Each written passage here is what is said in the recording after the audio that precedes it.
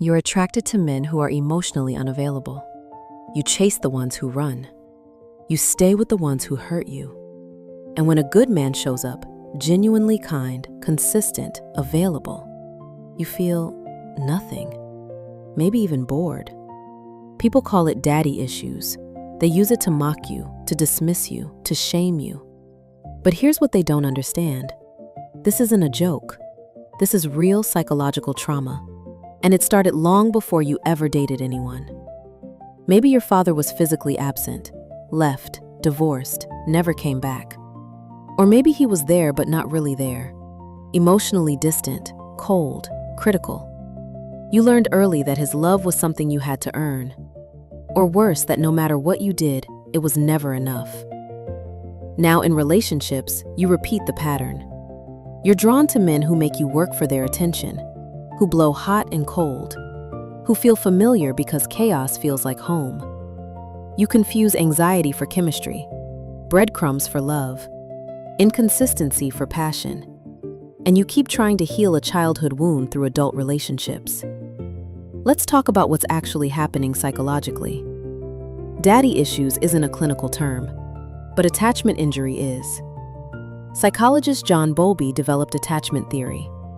It shows that your earliest relationships with caregivers shape how you connect in adulthood. Your father is often the first man in your life. His presence or absence becomes your blueprint for male relationships. Research from 2026 found that women with secure father-daughter attachments were more likely to have secure romantic relationships. Those with distant or absent fathers? More likely to develop anxious or avoidant attachment styles. A 2016 study found that women abandoned by their fathers experienced more anxiety and jealousy in romantic relationships. Another study found that girls in father-absent homes reported higher levels of depression. Here's what researchers found. Women reminded of painful experiences with their fathers perceived greater sexual interest from men. They were more likely to accept casual relationships. Not because they wanted to, but because their attachment system was looking for validation that never came from home.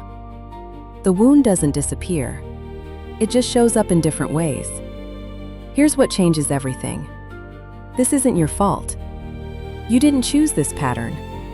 You were a child who needed love from the first man in her life. And when that love was absent, inconsistent, or conditional, your brain learned, this is what love looks like. I have to earn it, chase it, fight for it. And if someone gives it freely, something must be wrong. Society uses daddy issues as a punchline, to shame women for having needs, to mock women for seeking connection. But research shows this is real trauma, and it affects men too. They just don't get labeled for it.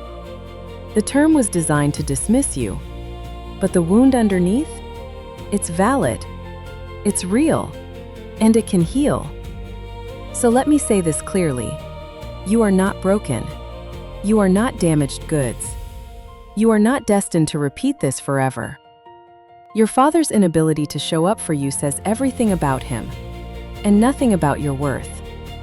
Attachment styles are not permanent. Research shows they can change. Through therapy, through awareness, through choosing differently. You can learn to recognize healthy love. You can rewire what feels normal. You can stop chasing unavailable men and start choosing partners who actually show up. The love you didn't get from your father, you can give it to yourself now. That's where healing begins. If this hit close to home, I want to hear from you. How has your relationship with your father shaped your relationships today? Drop it in the comments. No judgment, just honesty. And if you know a woman who's been called too much or too needy, send her this video. She's not broken. She's healing. Subscribe for more psychology that actually makes sense. See you next time.